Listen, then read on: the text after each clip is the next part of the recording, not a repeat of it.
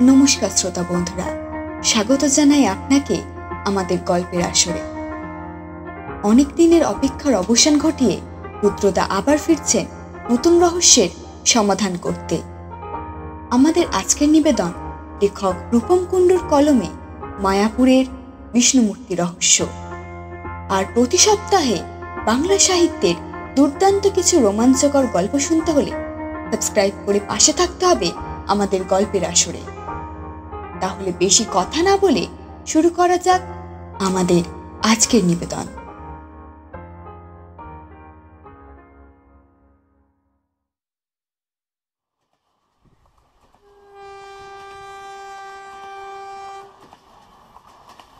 জানলার বাইরে চোখ রাখতেই লক্ষ্য করলাম কলকাতা থেকে যত দূরে যাচ্ছি ততই শহরের যান্ত্রিকতা কমে প্রাকৃতিক সৌন্দর্যের বহিঃপ্রকাশ ঘটছে।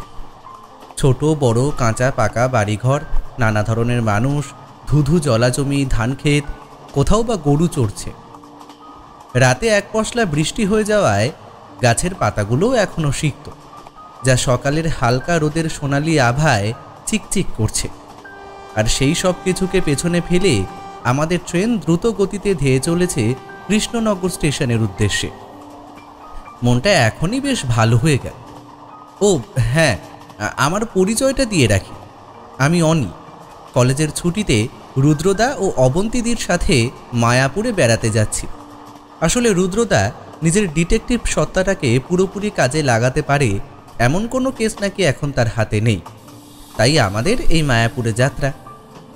মাঝে রুদ্রদা জানালো হরিহর মুখার্জি নামে এক ব্যক্তির মায়াপুরে নিজস্ব হোটেল আছে, নাম ভাগীরথী গেস্ট হাউস।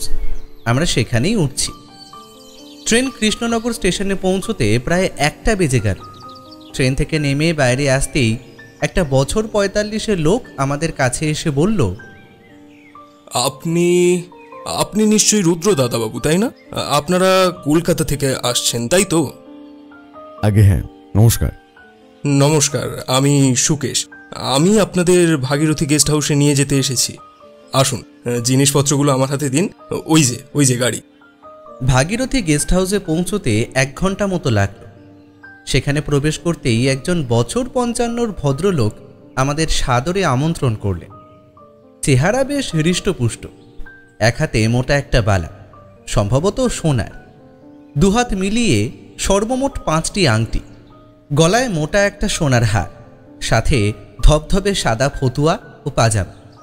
ওনার ভাবভঙ্গি দেখে বুঝতে বাকি রইল না যে ইনি হলেন এই গেস্ট হাউসের মালিক হরিহর মুখার্জি। আরে আসুন আসুন রুদ্রবাবু, প্রায় 2 বছর পর কেমন আছেন? আমি ভালো আছি, আপনি? আমি তো একরকম আপনার আশীর্বাদে ভালোই আছি। আপনি বলুন। বেশ, আলাপ করে দিই। অনিদি, ইনি হলেন হরিহর মুখার্জি। শান্তিনিকেতনে বছর 2 আগে একটা কেসের ব্যাপারে পরিচয় হয়। আর হরিহরবাবু এই হলো আমার ভাই অনি, কলেজের ছুটিতে আমাদের সাথে বেড়াতে এসেছে।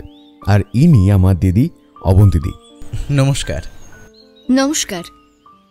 নমস্কার, আসুন। সুকেশ আপনাদের ঘর দেখিয়ে দেবে। দুপুরবেলাটা খেয়ে নিয়ে বিশ্রাম করে নিন, কারণ ইস্কনের মন্দির সেজে উঠবে সন্ধেবেলা। আপনারা না হয় তখনই পৌঁছে যাবেন। আজকে মন্দিরে পুজো দিয়ে একটু ভালোভাবে ঘুরে নিয়ে রাতে বিশ্রাম করে নেবেন। তারপর কালকে আপনাদের চারপাশটা একবার ঘুরে দেখানোর ব্যবস্থা আমি করে রাখছি। অসংখ্য ধন্যবাদ। এবেলার মতো নিরামিষ ভাত, ডাল, তরকারি খেয়ে আমরা 3জনেই একটু ঘুমিয়ে নিলাম। সন্ধ্যাবেলা যথাসময়ে উঠে মন্দিরের বাইরে থেকে পুজোর ডালা কিনে প্রায় 1 ঘন্টা যাবৎ নাম সংকীর্তনে অংশগ্রহণও করলাম। পূজাপাঠ, হোম, সান্ধ্য আরাধনা সব সম্পন্ন করে আমরা মন্দিরটা ঘুরে দেখতে লাগলাম। ইস্কনের উপরে পৌঁছে চারিদিকে তাকালে অনেক দূর পর্যন্ত দেখা যায়। রাতের মায়াপুর সত্যিই অন্যরকম। রাস্তায় লোক সমাগম, প্রায় প্রতিটি দোকানেই খরিদ্দারের ভিড়।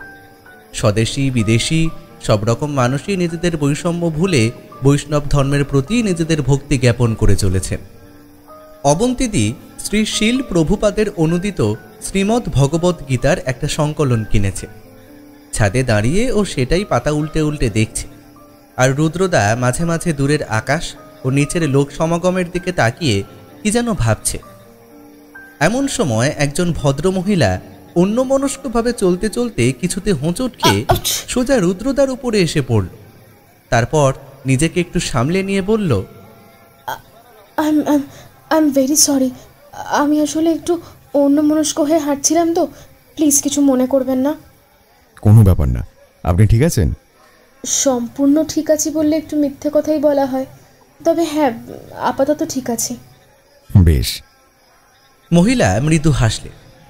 তার বয়স 30-এর আশেপাশেই হবে।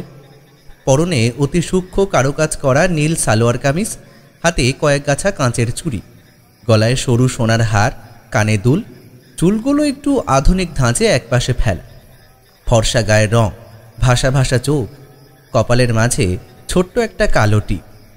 রুদ্রদা ওদিক থেকে চলেই আসছিল, তিনি পিছু ডাকলেন, রুদ্রবাবু একটু দাঁড়ান। আমি স্তম্ভিত। অবন্তী দিয়েও কখন জানি না আমার পাশে এসে দাঁড়িয়েছে। রুদ্রদা পেছনে ফিরে তাকালো। অবাক হওয়ার মতো তো কিছুই হয়নি। কলকাতায় ডক্টর রায়ের একের পর এক খুনের কেস আপনি তো সমাধান করেছিলেন। তারপর প্রখ্যাত আনুবিসের মূর্তি চুরি যাওয়ার পিছনে যে রহস্য, সেটাও তো আপনি উদ্ঘাটন করলেন। আপনার এইসব অসামান্য কীর্তির কথা খবরের কাগজে বড় বড় করে প্রকাশ পেয়েছিল, সেখান থেকেই আপনার ব্যাপারে জেনেছি। নমস্কার, আমার নাম সোহিনী অধিকারী, প্রখ্যাত ব্যবসায়ী প্রশান্ত অধিকারীর মেয়ে। বলেই তিনি রুদ্রদার দিকে হাত বাড়িয়ে দিলেন। রুদ্রদাও হাত মিলিয়ে বলল, প্রশান্ত অধিকারী টেক্সটাইল বিজনেসে অন্যতম নাম। জীবনের সঞ্চিত সম্পত্তি ও আয়ের বেশিরভাগ অংশই উনি গরিব ও অসহায় মানুষদের জন্য দান করে থাকেন। Is a philanthropist. রাইট, আমি ওনারই মেয়ে। বলছি, আমার না আপনার সাহায্যের ভীষণ প্রয়োজন। কীরকম? আপনি বরং কালকে সকালে একবার আমাদের বাড়িতে আসুন, মানে আপনারা সকলে মিলেই আসুন। সেখানেই না হয় ব্রেকফাস্টে বসে একটু কথা বলা যাবে। আমি জানি আপনারা হয়তো ঘুরতে এসেছেন, কিন্তু আপনি এলে আমাদের যে ভীষণ উপকারী হবে। এই যে ঠিকানাটা। বেশ। হোটেলে ফিরে রুদ্রদার মুখের ভাব একটু উদাসীন লাগলো। অবন্তীদি বলল, তুই যাতে কেস পাস সে বিষয়ে প্রার্থনা করলাম। আর দেখ, ঠাকুর শুনেও নিলেন। আজ বৃহস্পতিবার, লক্ষ্মীবার বলে কথা।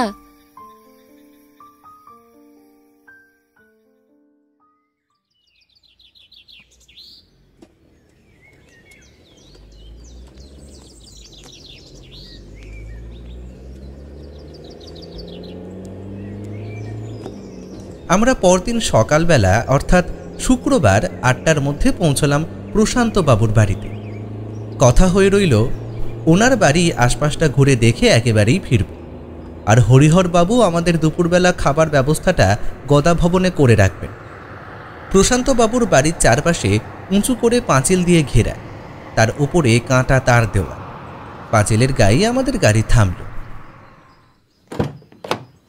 সিকিউরিটি গার্ডকে সম্ভবত বলা ছিল, সে আমাদের জন্য গেটখানা খুলে দিল। গেট থেকে বাড়ির মূল দরজাটা একটু তফাতে, সম্পূর্ণ রাস্তাটা টাইলস বিছানো। তার দুপাশে বেশ যত্ন সহকারে ফুলের বাগান তৈরি করা হয়েছে, যা বাড়ির পেছন অবধি বিস্তৃত। তাতে গোলাপ, গাঁদা, রজনীগন্ধা, জুঁই প্রভৃতি ফুল রয়েছে। কলিং বেল বাজানোর কিছুক্ষণের মধ্যে সোহিনী দেবী দরজা খুলে আমাদেরকে সাদরে ভেতরে নিয়ে গেলেন। বসার ঘরে আমাদের জন্য অপেক্ষা করছিলেন দুজন ব্যক্তি। সোহিনী দেবী একে একে আলাপ করিয়ে দিলেন। এই যে, ইনি আমার বড়দা। নমস্কার, আমার নাম প্রলয়। আর ইনি আমার ছোটদা। নমস্কার, আমি সুজয়। আমরাও প্রতি নমস্কার জানালাম। আসুন, বসুন। গতকাল সোহিনী যখন বাড়ি ফিরে বলল মন্দিরে আপনার সঙ্গে দেখা হয়েছে আর আপনাকে আসার আমন্ত্রণও দিয়ে এসেছে, শুনে আমি নিশ্চিন্ত হই। আসলে ভীষণ বিপদে পড়েই আপনাকে ডাকা। সে তো বুঝলাম, কিন্তু বিপদটা কি সেটা একটু খুলে বলুন। সুজয়বাবু বললেন, আমাদের ব্যবসার শুরু হয় আমার ঠাকুরদা অমরনাথ অধিকারীর আমলে। প্রথমে পারিবারিক অবস্থা সচ্ছল না থাকলেও দীর্ঘ বহু বছর নিরলস পরিশ্রম ও সঠিক ব্যবসা পদ্ধতি নিয়ে তিনি এই ব্যবসাটা দাঁড় করান। বাবার মুখেই শোনা। বাবার বয়স তখন খুবই অল্প। ঠাকুরদা বড় বড় সাহেবদের সাথে উঠতেন বসতেন, ততদিনে প্রচুর অর্থও সঞ্চয় করেছেন। ব্যবসার পাশাপাশি নিত্য দুবেলা বিষ্ণু পুজো করা ছিল ওনার অন্যতম অভ্যাস। তাই ব্যবসায় এত সচ্ছলতা পাওয়ার পর উনি নিজের সঞ্চয়ের বড় একটা অংশ দিয়ে ঠিক 1.5 ফুট উচ্চতার সম্পূর্ণ সোনার একটা বিষ্ণু মূর্তি তৈরি করেন, যাতে নানান দামি মণি মুক্তা খচিত ছিল। সম্পূর্ণ মূর্তিটার মধ্যে যে ঔজ্জ্বল্য, যে দৈবতা, যে সৌন্দর্য ছিল, তা দেখলে তার দিক থেকে চোখ ফেরানো যায় না। পাশেই আমাদের ঠাকুর ঘর। আজ থেকে প্রায় 55 বছর আগে ওখানেই মূর্তিটা প্রতিষ্ঠা করা হয়। ঠাকুরদা আমৃত্যু তার পুজো করে গেছে প্রত্যহ দুবেলা করে। ঠাকুরদার মৃত্যুর পর সেই রীতি পালন করত আমার বাবা, কিন্তু আজ থেকে ঠিক 3 দিন আগে মূর্তিটা চুরির একটা প্রচেষ্টা হয়। আমি কাজের সূত্রে বাইরে ছিলাম, ঘটনাটা তাই দাদা ভালো বলতে পারবে। এবারে প্রলয়বাবু বলতে শুরু করলেন। সেদিন প্রায় মাঝরাত হবে। আমার ঘুম আসছিল না। সাধারণত ঘুম না এলে আমি খানিকটা সময় ঠাকুর ঘরে এসে কাটিয়ে যাই। মনে একটা অদ্ভুত রকম শান্তি অনুভূত হয়। আমি উপর থেকে নেমে এইদিকেই আসছিলাম, দেখলাম বোনও তড়িঘড়ি করে এইদিকেই আসছে। আমায় দেখে দ্রুত আমার কাছাকাছি এসে বলল, জানেন তো, ঠাকুর ঘরে কিছু একটা আছে। আমি জল নিতে এসে স্পষ্ট শুনতে পেয়েছি। আমি চকিতে সজাগ হয়ে যাই। একটু এগিয়ে ঠাকুর ঘরের দিকে চোখ দিতেই আলো আঁধারির মধ্যে লক্ষ্য করি দরজা খুলে একটা লোক বাইরে এলো। হাতে কাপড়ে মোড়া একটা বড় ধরনের সামগ্রী। আমি তো চিৎকার করে উঠলাম, এই কে রে? বলতেই সে উন্মাদের মতো আমার দিকে ছুটে এসে সজোরে একটা ধাক্কা মারল। আমি ছিটকে পড়লাম সিঁড়ির বাঁ পাশে, আর সে সেই সিঁড়ি দিয়েই উপরে উঠতে লাগলো। আমি নিজেকে সামলে আবার তার পিছু করলাম। ছাদের দরজা বহুদিন মেরামত করা হয়নি। সে সজোরে তাতে ধাক্কা মারতেই তা ভেঙে গেল। ততক্ষণে আমিও ছাদে পৌঁছে গিয়েছি। সে ছাদের ওপর গিয়ে হাতের সামগ্রীটা নিচে বাগানে ফেলে দিল। আমি বললাম, এখান থেকে পালাবার আর কোনো রাস্তা নেই, মুখ থেকে কাপড়টা সরা। এতটুকু বলেছি, তার মধ্যে দেখি সে ছাদের পাঁচিল টপকে নিচে নামতে লাগলো। আমাদের গেটে দিনু পাহারায় থাকে। আমি তাকেই বললাম, দিনু, এই দিনু, ওই যে এই লোকটাকে ধর, আরে পালাতে দিবি না ওকে। এদিকে লোকটা অতি সূক্ষ্মতার সাথে দোতলার সানসেটে নেমে সেখান থেকে ঝাঁপ খেয়ে নিচে পড়ল। তারপর ওই কাপড়ে মোড়া বস্তুটিকে কোলে করে নিয়ে পালাতে যাবে, তখনই দিনু ছুটে এসে তাকে ধরে ফেলে। হাতাহাতির মধ্যে তার হাত থেকে সেই বস্তুটি পড়ে যায়, আর দিনুকে ছাড়িয়ে সে দৌড়ে গিয়ে খুবই অবলীলায় পাঁচিলে উঠে কাঁটা তার টপকে অপর পাশে ঝাঁপিয়ে পড়ে। বুঝলাম আজ আর তাকে পাওয়ার আশা নেই। দিনু কাপড়ে মোড়া বস্তুটা সঙ্গে করে নিয়ে ঘরে এলো। খুলে দেখলাম সেটি আমাদের এত বছরের পূজিত বিষ্ণু মূর্তি। আমি থানায় টেলিফোন করে সমস্ত ঘটনাটা বোসবাবুকে বললাম। এইসবের মাঝে বাবারও ঘুম ভেঙে গিয়েছিল। তিনি ওঠার পর সমস্ত ঘটনা শুনে একরকম থম মেরে গেলেন। এর পরের দিন পুলিশ বাড়িতে এলো, সব কিছু দেখলো, আর বাড়ির বাইরে তাদের 2 জন লোককে পাহারাতেও নিয়োগ করে গেল। আমরা একটু নিশ্চিন্ত হলাম। কিন্তু গতকাল সকালবেলা উঠে যখন ঠাকুর ঘরে গেলাম, তখন আবিষ্কার করলাম বিষ্ণু মূর্তিটা সেখানে নেই। তারপর গোটা ঘর আশপাশ তন্ন তন্ন করে খোঁজা হলো, কিন্তু মূর্তির কোনো হদিশ পাওয়াই গেল না। আবার পুলিশ এলো, কিন্তু তারাও কিছু খুঁজে পেল না। কিভাবে যে এটা হলো তার কোনো ব্যাখ্যা আমাদের কারুর কাছেই নেই। এবার আপনি যদি মূর্তিটা খুঁজে বার করতে পারেন, তবে আমরা ভীষণভাবে বাধিত হই। দেখুন, আপনার যা পারিশ্রমিক তা আপনি অবশ্যই পাবেন। আমি হতভম্বের মতো এতক্ষণ শুনছিলাম সমস্ত ঘটনাটা। রুদ্রদা প্রশ্ন করল, মূর্তিটার ব্যাপারে কে কে জানতো? এই কিছুদিন আগেই সঞ্জয় লীলা প্রভু এসে এই মূর্তিটা দেখে ভীষণ তারিফ করেছিলেন। এছাড়াও বাবার এক বন্ধু স্বপন সান্যাল, তিনিও গত মাসে এসে প্রথমবারের জন্য মূর্তিটা দেখে বলেন, এমন একটা জিনিস যদি আমার অ্যান্টিক্স কালেকশনে থাকতো। নবদ্বীপে ওনার নিজস্ব বাড়িও আছে। আর হ্যাঁ, হরিহর মুখার্জি। হরিহর মুখার্জি হোটেল ব্যবসায়ী? হ্যাঁ, কিছু মাস হলো আমার এই হোটেল ব্যবসায় একটু আগ্রহ জাগে। ওনার সারা ভারতবর্ষে প্রায় 52টি হোটেল, তাই এই বিষয়ে আলোচনা করার জন্য উনি আদর্শ মানুষ ছিলেন। এই সূত্রেই ওনার যাওয়া আসা শুরু হয়। একদিন উনি মূর্তিটাও দেখেন, পরে বাবার সামনেই বলে বসেন, যদি কিছু মনে না করেন তো একটা কথা বলি। আপনাদের বিষ্ণু মূর্তিটা নিঃসন্দেহে খুব সুন্দর, তবে ওটা যে কতটা দামি সে সম্পর্কেও আশা করি আপনারা বেশ অবগত। আমি ঠিকঠাক জায়গায় কথা বলিয়ে দিলে 3 কোটির মতো তো পেয়েই যাবেন। আপনার হোটেলের ব্যবসা কিন্তু খুব জোর কদমে শুরু হতে পারে। বাবা তৎক্ষণাৎ চিৎকার করে ওঠে, আপনার কি মাথাটা খারাপ হয়ে গেছে নাকি? ওটা আমার বাবার প্রতিষ্ঠা করা মূর্তি, বাড়িতে নিত্য পুজো হয়। আপনি কোন মুখে এটা বলতে পারলেন আমি সেটাই ভেবে পাচ্ছি না। আপনার মতো মানুষদের আমার এই বাড়িতে কোনো প্রয়োজনীয়তা নেই, আপনি আসতে পারেন। এটা প্রায় সপ্তাহ 3 আগের কথা। বেশ, তবে প্রশান্তবাবুর সাথেও একবার কথা বলতে পারলে ভালো হতো। নিশ্চয়ই, কিন্তু এখন আপনারা কথা বলে রাখুন, আমি পরে এসে না হয় একবার কথা বলে যাব। আর নিশ্চিন্ত থাকুন, আমার দিক থেকে আমি আমার সর্বস্ব দিয়ে চেষ্টা করব। তারপর রুদ্রদাও ঘরের আশপাশটা, ঘরের বিভিন্ন জায়গা ও ঠাকুর ঘর ভালোভাবে পরীক্ষা করে দেখল। তারপর সেখানে লাল শালুতে মোড়া একটা সিন্দুক দেখিয়ে প্রশ্ন করল, ঠাকুরদার কারিগর ওটা করেই মূর্তিটা পাঠিয়েছিলেন। সেটা প্রতিষ্ঠিত হওয়ার পর থেকে এটা এভাবেই পাশে রাখা রয়েছে। যদিও এটার চাবি হারিয়ে গেছে বহুকাল আগেই, তবু এটা একইভাবে রাখা রয়েছে। এরপর রুদ্রদা প্রাতরাশটা অন্য কোনো দিন সারবে জানিয়ে আমাদের সঙ্গে নিয়ে গাড়িতে এসে বসল আর বলল, চলো চলো এবার আশপাশটা একটু ঘুরে দেখা যাক, আর যাওয়ার পথে একটা খাবার দোকান থেকে দান করিও। সুকেশ গাড়ি স্টার্ট দিল। আমি ভাবলাম, এটা কেমন কথা হলো? এমন একটা জটিল কেস মাথায় নিয়ে ঘোড়ায় মনোনিবেশ করা কি আদৌ সম্ভব?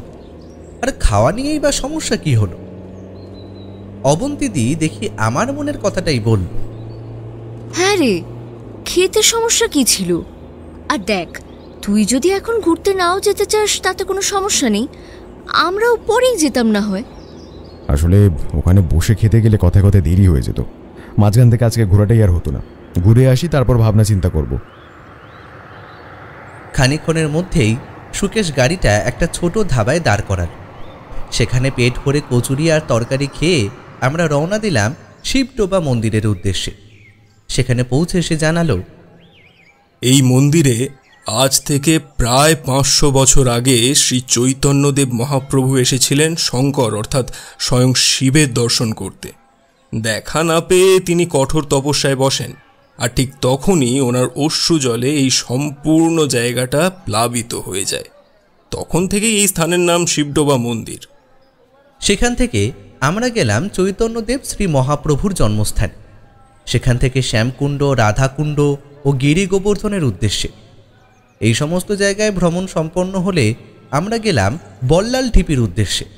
খুবই খোলামেলা জায়গা, তবে পোড়ামাটি ও ইটের প্রাচীর দিয়ে ঘেরা ছোট ছোট কুণ্ড ও পথও রয়েছে এর মাঝে, যা এখনও মাটি থেকে বেশ কিছুটা গভীরে অবস্থান করছে।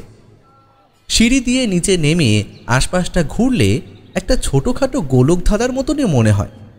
অনুমান করা হয় এটা নাকি আগে কোনো মন্দির বা উপাসনাগার ছিল। এমনই নানা জায়গা ভ্রমণ করে যখন গাড়ি ফিরে চলল, তখন রুদ্রদা সুকেশকে বলল, আচ্ছা, তুমি সঞ্জয় লীলা প্রভুকে চেনো? হ্যাঁ দাদাবাবু, ভারী ভালো মানুষ। ওনার বাড়ি চেনো? আগে ওনার একটা ছোট আশ্রম আছে, এই যাওয়ার পথেই পড়ে। বেশ, তুমি যাওয়ার পথে ওই আশ্রমের সামনে একটু দাঁড় করিও, কেমন?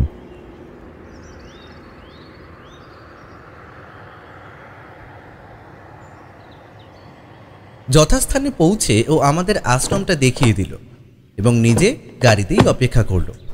আমি রুদ্রদাকে প্রশ্ন করলাম, আচ্ছা, তোমার মনে হয় হরিহরবাবু এই চুরিটা করাতে পারেন? সন্দেহের তালিকা থেকে তো কাউকেই বাদ দেওয়া যাবে না, বিশেষত যখন মূর্তিটা বিক্রি করার মতো একটা প্রস্তাব উনি প্রথম দিয়েছিলেন। আর সঞ্জয় লীলা প্রভু তো মনে হয় বৈষ্ণব, উনি কি এই ধরনের কাজ আদৌ করবেন? প্রশ্নটা শুনে রুদ্রদা মৃদু হাসল মাত্র, কোনো উত্তর করল না। আশ্রমে ঢোকার পর একজন শিষ্য আমাদের সঙ্গে করে নিয়ে গেল একটি কক্ষে। সেখানেই প্রায় 60 ঊর্ধ্ব সঞ্জয়লীলা প্রভু বসেছিল। রুদ্রদা হাসি মুখে এগিয়ে গিয়ে করজোড়ে প্রণাম করে তাকে, তারপর বলতে শুরু করে। প্রণাম নেবেন বাবা, আমার নাম রুদ্র। আপনি আমাকে চিনবেন না, তবে আমি আপনাকে ভালোভাবেই চিনি। প্রায় প্রতি সপ্তাহে শনিবার করে আপনি কলকাতায় গিয়ে বিভিন্ন জায়গায় যে নাম সংকীর্তন করেন তা আমি বহুবার সামনে থেকে দেখেছি। আজ আপনার আশ্রমে আপনার সাথে দেখা করতে পেরে ভীষণই ভালো লাগছে। আমি আর অবন্তীদি মুখ চাওয়াচাই করলাম। রুদ্রদা যে ওনার একনিষ্ঠ ভক্ত সেটা তো সে আমাদের কোনোদিনই জানায়নি। উনি বললেন, আয় বস, তোর চেহারায় চাঞ্চল্য দেখা যাচ্ছে, কি হয়েছে বল আমাকে। বাবা, আপনি প্রশান্তবাবুকে চেনেন নিশ্চয়ই। ওনাদের বাড়িতে প্রতিষ্ঠিত বিষ্ণু মূর্তিটি চুরিয়ে গেছে। কিভাবে তা উদ্ধার করব সেটাই ভাবছি। ওনার মুখ মুহূর্তে অপ্রতিভ হয়ে গেল। মুখের নির্মল হাসিটাও কোথায় যেন মিলিয়ে গেল। গাম্ভীর্যের সাথে উনি বললেন, কি হয়েছে বল আমাকে।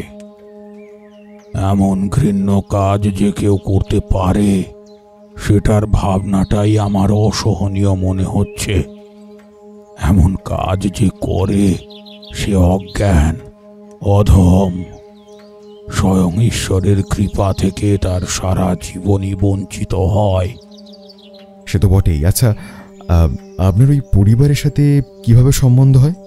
প্রশান্ত আমার কাছে দীক্ষা নিয়েছিল, তারপর ওর মেয়েরও সেই আগ্রহ জন্মায়। এমনকি সে আমার কাছে সাপ্তাহিক একবার করে নাম সংকীর্তনে অংশগ্রহণ করাও শুরু করে। আর সেই অভ্যাস সে এখনো বজায় রেখেছে। রুদ্রদা কিছু বলতেই যাচ্ছিল, এমন সময় তিনি আশীর্বাদের ভঙ্গিতে একটা হাত উপরে তুলে চোখ বন্ধ করে বললেন, এখন তোরা আয়। রুদ্রদা দেখলাম আর কোনো কথা বাড়ালো না। ওখান থেকে বেরিয়ে গাড়িতে উঠে ওকে সঞ্জয়লীলা প্রভুর ভক্ত কবে হলো জিজ্ঞেস করায় সে বলেছিল, কাগজে পড়েছিলাম, সেটাই কাজে লেগে গেল। গদা ভবনে পৌঁছে আমরা ভাত, ডাল, চানা, পনির, আলু পটলের তরকারি, রুটি ও পায়েস দিয়ে দুপুরের খাওয়া সারলাম। তারপর একটু বিশ্রাম নিয়ে রুদ্রদা বেরিয়ে গেল প্রশান্তবাবুর সঙ্গে দেখা করতে। তারপর সন্ধ্যাবেলা ফিরে একটু জোর করেই আমাদের নিয়ে কেনাকাটায় বেরোল। ফেরার পথে হরিহর বাবুর সাথে দেখা হতে তিনি বললেন, শুনলাম আপনারা নাকি প্রশান্ত বাবুর বাড়িতে গিয়েছিলেন সকালে। ঠিকই শুনেছেন। আর আপনি ওনাদের যে মূর্তিটা বিক্রি করার প্রস্তাব দিয়ে এসেছিলেন সেটা চুরি গেছে, সেই সম্বন্ধেই ডেকে পাঠিয়েছিলেন। চুরি? কবে চুরি গেছে? কই, এই ব্যাপারে তো তেমন কিছু জানতে পারিনি আমি। গতকাল সকাল থেকে পাওয়া যাচ্ছে না, তাই অনুমান করা হচ্ছে গত পরশু রাত্রেই চুরি গেছে। অমন একটা মূল্যবান জিনিস ঘরের মধ্যে রাখলে একটু সাবধানে তো রাখতে হবেই। তবে আপনার উপর তদন্তের ভার যখন পড়েছে তখন চিন্তার কিছু নেই মশাই। শুধু আপনাদের বেড়াতে আসাটা এইভাবে মাটি হয়ে গেল দেখে খারাপ লাগছে। চিন্তিত হবেন না, এর ফাঁকেও আমরা দিব্যি ঘুরে বেড়াচ্ছি। তবে এরপর কতটা পারবো সেটা জানি না। এটুকু কথাবার্তার পর আমরা ঘরে চলে এলাম। রুদ্রদা একটা চেয়ার টেনে হাতে ডায়েরি নিয়ে খানিকক্ষণ বসে রইল। অবন্তীদি বলল, কে করেছে মনে হয়? তার চেয়েও বড় প্রশ্ন হলো চুরিটা হলো কিভাবে। দিনু গেটে ছিল, বাইরে পুলিশ ছিল, তা সত্ত্বেও। আর যদি দিনুই চোরের সাথে থাকে? প্রথম দিনও তো সে তাকে সামনে পেয়েও ধরতে পারিনি। হতে পারে, সে প্রশ্ন আমিও প্রশান্তবাবুকে আজ দুপুরে করেছিলাম। ওনার বক্তব্য, ও আমার অনেক পুরনো কর্মী। অল্প বয়সে রাস্তা থেকে তুলে আমি নিজে হাতে ওকে মানুষ করেছি। ও মূর্তি সম্পর্কে জানে বহু বছর হলো। ও এমন কাজ কখনোই করবে না। আর কি কথা হলো ওনার সাথে? উনি চান না আমি এই কেসটা তদন্ত করি, যে কারণে উনি সকালে আলোচনায় উপস্থিত ছিলেন না। উনি বললেন, আমার কারোর সাহায্যের কোনো প্রয়োজন নেই। আমি আমার পারিবারিক সমস্যা একাই বুঝে নিতে সক্ষম। আপনাকে আপনার সময় নষ্ট করতে হবে না। বাবা, উনি আমাদের ভালোর জন্যই এসেছেন। কিন্তু আমি যতদিন বেঁচে আছি ততদিন কিচ্ছু হবে না। মূর্তি নিয়ে যাবে কোথায়? যাবে বললেই হলো। আমিও দেখব এই জল কত দূর গড়ায়। দেখব আমি। এসব বলতে বলতে উনি একটু উত্তেজিত হয়ে পড়েন। প্রলয়বাবু সৈনী দেবী ওনাকে শান্ত করে এক গ্লাস জল ও সাথে কিছু ওষুধপত্র দেন। সুজয়বাবু আমায় বললেন, কিছু মনে করবেন না, আসলে পরপর যেভাবে ঘটনাগুলো ঘটছে ওনার মানসিক অবস্থাটা ঠিক নেই। আপনি আপনার তদন্ত চালিয়ে যান, আমাদের এইটুকুই অনুরোধ। বলো কি? এবার তাহলে কি করণীয়? জটিলতা তো ক্রমেই বেড়ে চলেছে। দেখা যাক। অনি, খাবারের ব্যবস্থাটা করে ফেলতে বল। খেয়ে একটু মাথা খাটাতে বসতে হবে, তারপর রাতে আমার একবার বেরোতেও হবে। মানে এত রাতে কোথায় যাবে? হ্যাঁ ঠিকই তো, এত রাত্রে কোথায় যাবি তুই?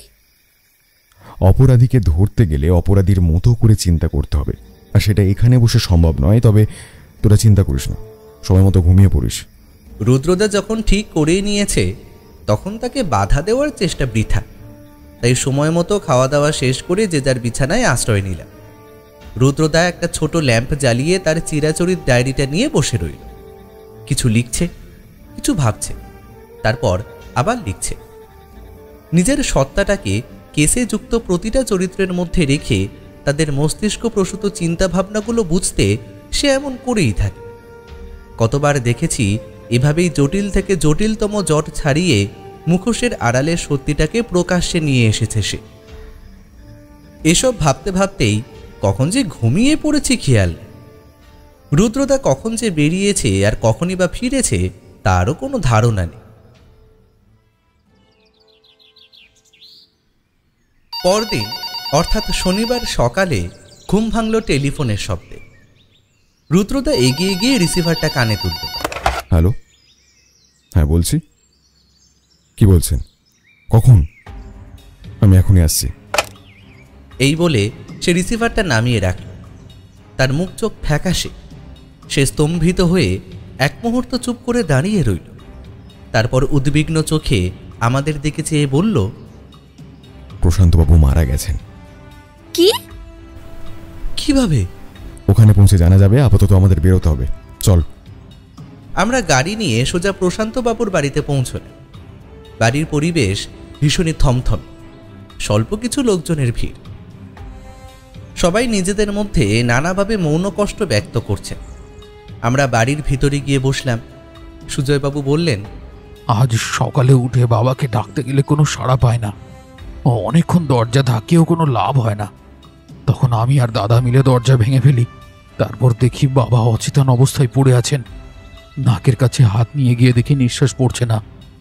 ডক্টর আদক আমাদের ফ্যামিলি ডক্টর, ওনাকেই ডেকে পাঠালে উনি এসে নিশ্চিত করেন বাবা আর নেই। সুজয়বাবুর গলা ভারী হয়ে দেখে মনে হলো বহু কষ্টে নিজের অশ্রু দমন করে রেখেছে। অন্যদিকে প্রলয়বাবুর চোখে মুখেও বিষণ্ণতা ও কষ্টের ছাপ স্পষ্ট।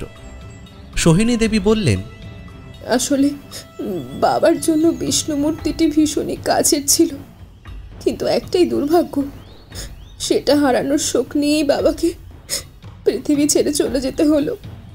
তারপর হঠাৎ রুদ্রদার দুটো হাত নিজের দুই হাতে চেপে ধরে বললেন, রুদ্রবাবু, আপনি যেভাবেই হোক মূর্তিটা খুঁজে বের করুন, বাবার আত্মা না হলে কিছুতেই শান্তি পাবে না।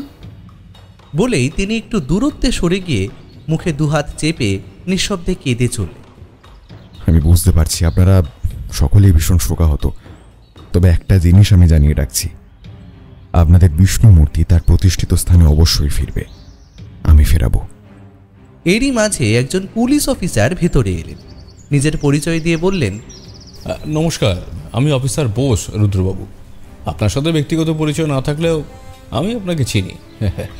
আর এই কেসে যখন আমাদের দুজনের উদ্দেশ্যই এক, তখন একে অপরকে কাজে সহযোগিতা করা গেলে ক্ষতি কি? তাই কিছু সাহায্যের প্রয়োজন বলে অবশ্যই বলবেন। অসংখ্য ধন্যবাদ মিস্টার বোস, আমার মনে হয় সেটার খুব শীঘ্রই প্রয়োজন হবে। আর এক মুহূর্তও বিলম্ব না করে আমরা গেলাম সোজা প্রশান্তবাবুর ঘরে। এত ধন সম্পত্তি থাকা সত্ত্বেও খুব একটা বিলাসবহুল যে তার জীবনযাপন ছিল না, সেটা তার ঘর দেখলেই বোঝা যায়। একটা বিছানা, তার থেকে একটু তফাতে একটা আলমারি, বাম পাশে স্টাডি টেবিল, তাতে কিছু বইপত্র রাখা রয়েছে। বিছানায় মাথার পাশেই রয়েছে একটা ছোট্ট টেবিল, তার উপরে ফুলদানি। রুদ্রদা সারা ঘর ভালো মতো ঘুরে বেশ কয়েকটা ড্রয়ার টেনে খুলে সমস্ত কিছু পুঙ্খানুপুঙ্খভাবে দেখে নিয়ে আমায় বলল, চনি, এখানে আর কাজ নেই। অবন্তিদি আমার জন্য নিচেই অপেক্ষা করছিল। তাকে সঙ্গে নিয়ে বাকিদের বিদায় জানিয়ে আমরা বেরিয়ে পড়লাম। গাড়িতে উঠে রুদ্রদা বলল, সুকেশ, ভাগীরথী গেস্ট হাউস নিয়ে চলো। কি ব্যাপার দাদাবাবু, আজকে আর ঘুরবেন না? না। আচ্ছা, চলুন তবে।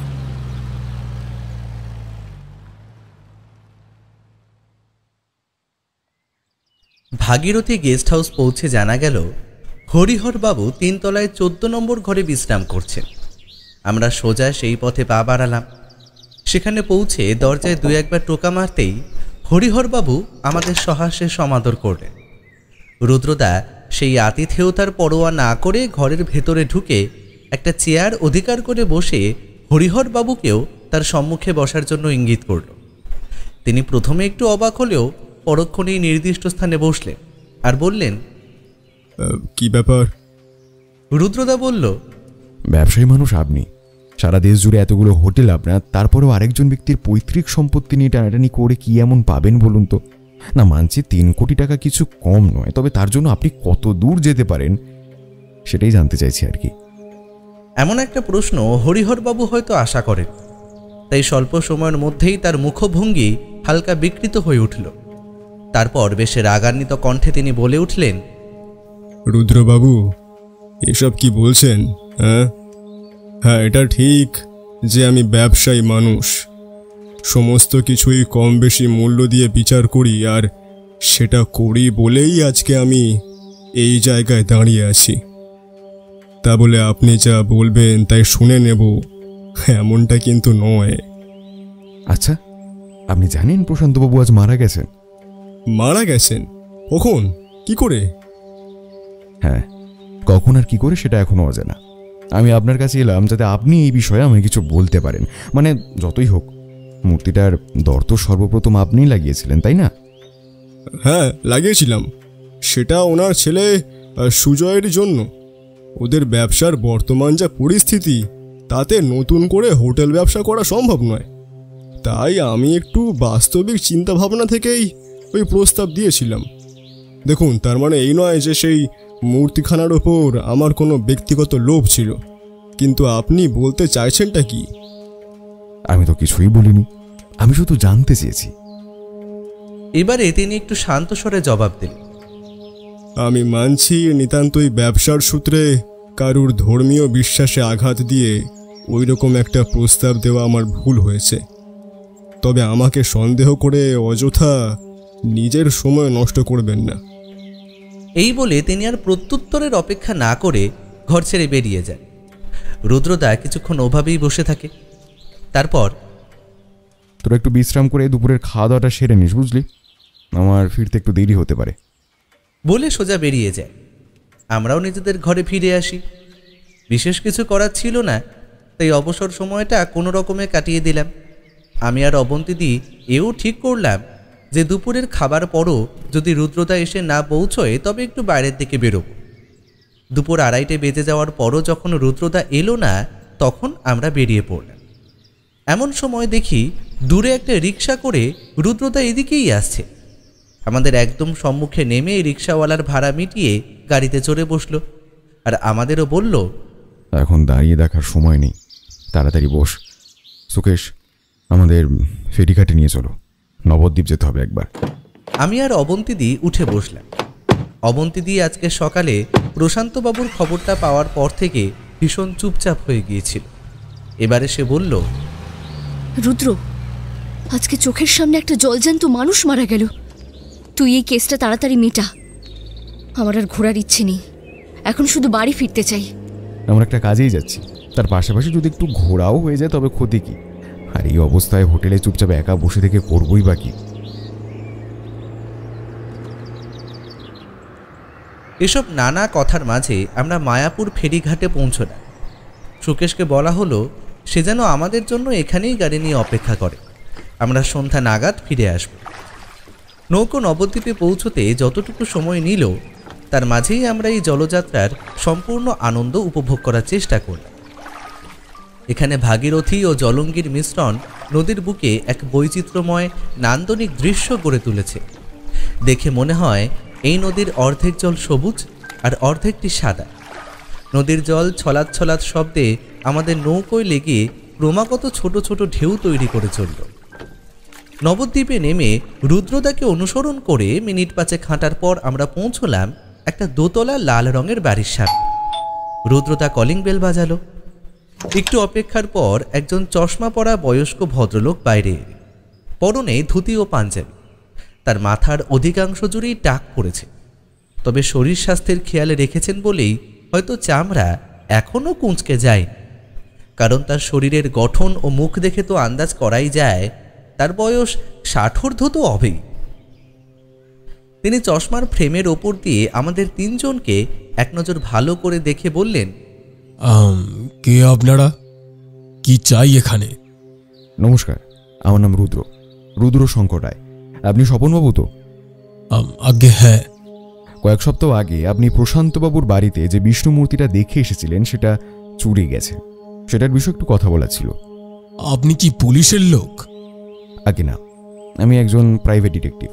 প্রশান্তবাবুর পরিবার আমাকে নিযুক্ত করেছেন। একটু ভিতরে গিয়ে বসা যাক? একটু ক্ষুণ্ণ মনেই ভদ্রলোক বললেন, আসুন। তারপর ওনার বসার ঘরে নিয়ে গিয়ে আমাদের মুখোমুখি বসে বললেন, করুন, কি জিজ্ঞাসা করার আছে?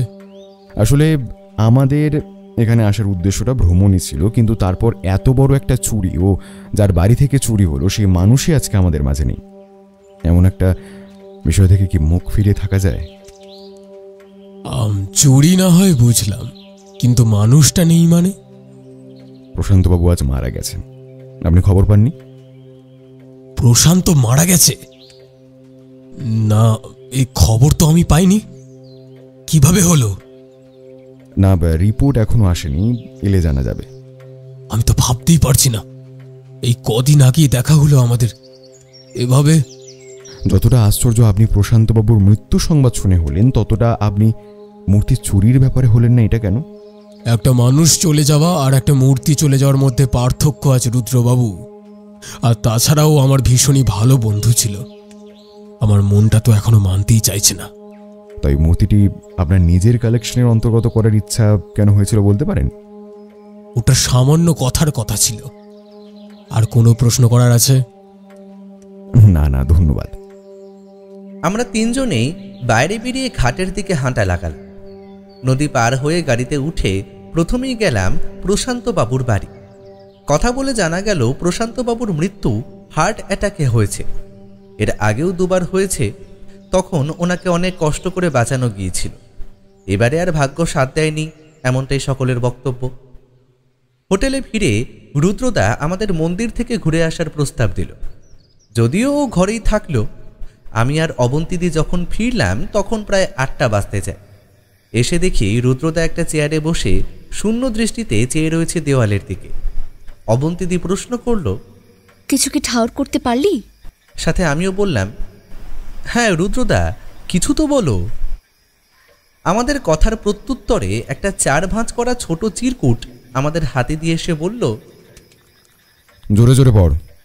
হাতের লেখাটা একটু বাঁকাচোরা ছিল, তাই সবটা ভালোভাবে বুঝে নিয়ে আমি পড়তে শুরু করলাম। যেথায় নাই কোনো আশ, সেখানেই তেনার বাস। জুথিকাময় সমারোহ প্রাচীর করে গ্রাস। হস্তক্ষেপ করলে মাঝে পেতেও পারো আভাস। এ কি? এ তো একটা ছড়া। নাকি কোনো রকম ধাঁধা? হ্যাঁ, তাও সম্ভব। এটা কি রুদ্র? রুদ্রদা আমাদের কথা শুনে মুচকি হাসল, তারপর বলল, ধাঁধাই বটে। এটা প্রশান্তবাবুর লেখা, সম্ভবত হার্ট অ্যাটাক হওয়ার আগের মুহূর্তে। আমার সারা শরীরে এক মুহূর্তের জন্য শিহরণ খেলে গেল। কি বলছো কি রুদ্রদা? তার মানে মূর্তিটা চুরি যায়নি, বরং লুকিয়ে রাখা হয়েছে, আর প্রশান্তবাবুই সেটি লুকিয়েছেন। বলিস কি? তবে প্রলয়বাবু যে বলেছিলেন মূর্তি চুরি যাওয়ার আগের রাতেও চুরির চেষ্টা হয়েছিল, উনি কি মিথ্যে বলেছিলেন? না, তবে মূর্তিটা লুকানোর পিছনে ওই প্রচেষ্টাটা অন্যতম একটা কারণ হতে পারে। তবে সেই ব্যক্তি কে ছিল? সব প্রশ্নের উত্তর কাল পাওয়া যাবে, আপাতত আমার একটু বেরোতে হবে।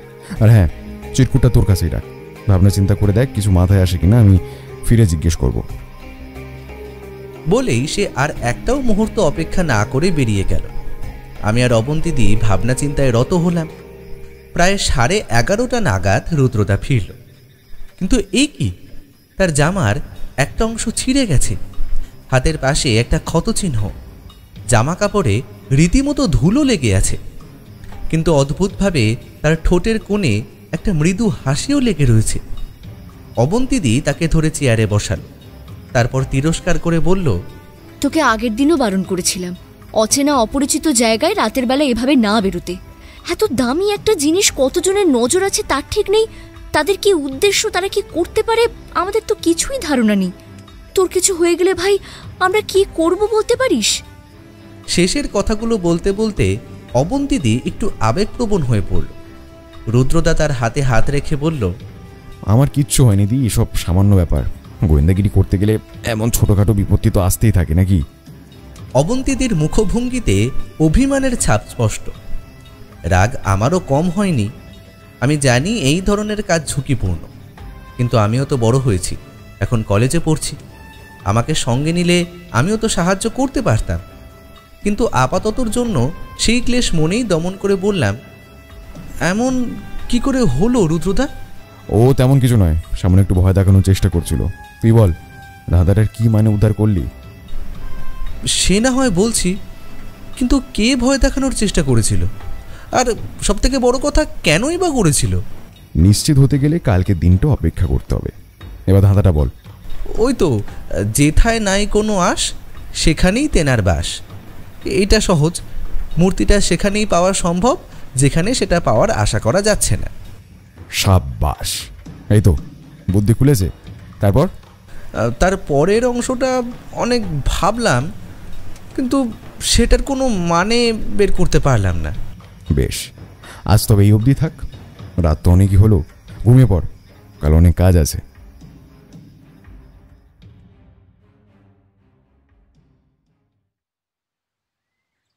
পরদিন অর্থাৎ রবিবার সকালে রুদ্রদার ডাকেই ঘুম ভাঙল। আমরা তিনজনেই জানি কোথায় চলেছি, তাই তাড়াতাড়ি তৈরি হয়ে নিলাম। হোটেল থেকে বেরিয়ে গাড়িতে করে সোজা পৌঁছলাম প্রশান্তবাবুর বাড়িতে। কলিং বেল বাজাতে সুজয়বাবু দরজা খুললেন। কি ব্যাপার রুদ্রবাবু, আপনারা এত সকালে? এখন ঘড়িতে প্রায় 9টা বাজতে যায়, তবে আগে থেকে না জানিয়ে আসায় সুজয়বাবু একটু অবাক হয়েছেন, সেটা বেশ বুঝলাম। রুদ্রদা বলল, সৈনীদেবী ফিরেছেন? হ্যাঁ, ও একটু আগেই এলো। বেশ, ওনাকে আর প্রলয়বাবুকে ডেকে দিন, মূর্তির হদিশ পাওয়া গেছে। সুজয়বাবুর মুখটা বিস্ময়ে অভিভূত হয়ে গেল। হঠাৎই তিনি বেশ চঞ্চল হয়ে উঠলেন, বললেন, আমি এক্ষুনি ডেকে আনছি।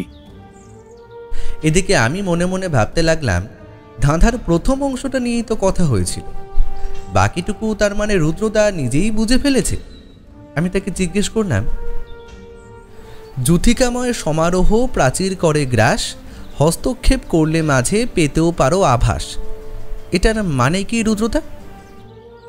কথা শুনে সে আমার হাত ধরে একটু পাশে টেনে নিয়ে গেল। সেখান থেকে বাড়ির পেছনের দিকে ইঙ্গিত করে বলল, ওগুলো কিসের গাছ লক্ষ্য করেছিস? তাকিয়ে দেখি সারি দিয়ে জুঁই ফুলের গাছ। মুহূর্তের জন্য আমি চমকে উঠলাম।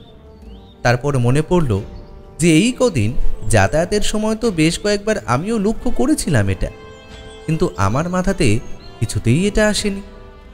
যুথিকাময় সমারোহ, দেখ একই জায়গায় কত জুঁই ফুল ফুটে আছে, কিন্তু একটা সীমিত জায়গার মধ্যেই রয়ে গেছে, কারণ তার একটু তফাতে পাঁচিল শুরু হয়েছে, মানে প্রাচীর তার বিস্তারটাকে গ্রাস করেছে।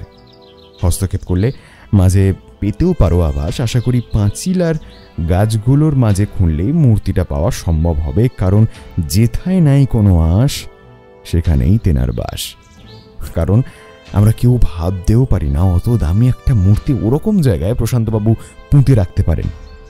আমি অভিভূত হয়ে গেলাম। বলার মতো কোনো শব্দ মুখে নেই, না আছে বলার শক্তি। মনের মধ্যে শুধুই তোলপাড় করছে উত্তেজনা আর রহস্য সমাধানের প্রবল আনন্দ। এর মধ্যেই প্রলয়বাবু, সোহিনী দেবী ও সুজয়বাবু তিনজনই এসে হাজির হলেন। রুদ্রদা বলল, এই তো আপনারাও এসে পড়েছেন দেখছি।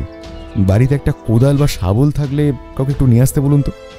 বলতে লাগলো না কথাটা শুনেই দিনু বাড়ির ভিতর দৌড়লো, আর কিছুক্ষণের মধ্যেই কোদাল ও শাবল দুই নিয়ে হাজির হলো। হ্যাঁ বাবু, বলো কি করতে হবে। তুমি আমার সাথে এসো, আপনারাও সবাই আসুন। রুদ্রদা সঠিক জায়গা দেখিয়ে দিলে দিনু কোদাল চালাতে শুরু করল। সুকেশও দেখলাম শাবল নিয়ে হাত লাগালো। তাদের বলা হয়েছিল অতি সাবধানে খুঁড়তে, তাই মিনিট 10 সময় লেগে গেল। তারপর পাওয়া গেল একটা বড় ধরনের লোহার চাবি। না, এটা তো আশা করিনি আমরা। আমি রুদ্রদার দিকে তাকালাম, বাকিরাও তাই। সেও একটু বিস্মিত হলো বটে, কিন্তু বলল, তোমরা চালিয়ে যাও, কিন্তু একটু সাবধানে। এদিকে আমরা 6 জন অধীর আগ্রহে মূর্তি উদ্ধারের অপেক্ষায় রইলাম। প্রায় আরও 20 মিনিট কেটে যাওয়ার পর যখন কিছুই হাতে লাগলো না, তখন রুদ্রদা বলল, এটা কি করে সম্ভব? থামো, একটু ভাবতে দাও। সে বিড়বিড় করে আওড়াতে থাকলো, যেথায় নাই কোনো আশ সেখানেই তেনার বাস, যেথায় নাই কোনো আশ সেখানেই তেনার বাস। বলতে বলতে সে কপাল ধরে হাঁটু মুড়ে ওখানেই বসে পড়ল। আমরা কেউ তাকে কোনোভাবে বিব্রত না করে চুপচাপ দাঁড়িয়ে রইলাম। আরও মিনিট 10 পরে সে বলল, আচ্ছা প্রলয়বাবু, আপনারা তো বলেছিলেন গোটা ঘর তন্ন তন্ন করে খুঁজেছেন, কিন্তু মূর্তি কোথাও পাননি, তাই তো? হ্যাঁ, খুঁজেছিলাম তো। আপনি ঠাকুর ঘরে খুঁজেছিলেন? মানে কি বলছেন রুদ্রবাবু? চলুন দেখাচ্ছি। এই বলে রুদ্রদা এমন জোরে হাঁটা লাগালো যা প্রায় দৌড়ানোর সময়। আমরাও সবাই দ্রুত পায়ে তার পিছু নিলাম। সে বাড়ির সম্মুখ দিয়ে সোজা ঢুকে গেল ঠাকুর ঘরে। তারপর দরজা খুলে সেই লাল কাপড়ে মোড়া সিন্দুকটি দেখিয়ে বলল, নিন প্রলয়বাবু, খুলুন। রুদ্রবাবু, এতদিন আমরা ওটা হাত দিইনি। বাবা কোনোদিন দিতেই দেননি হাত, আর খুলবই বা কিভাবে? এক্ষুনি যে চাবিটা পাওয়া গেল ওটা দিয়ে চেষ্টা করুন। কিন্তু কোনো কিন্তু নয়, খুলুন।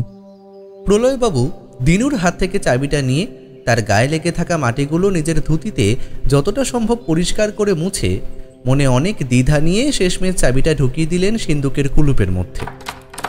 তারপর হালকা চাপ প্রয়োগ করতেই সিন্দুকের ঢাকনাটা শব্দ করে একটু উপরে উঠল।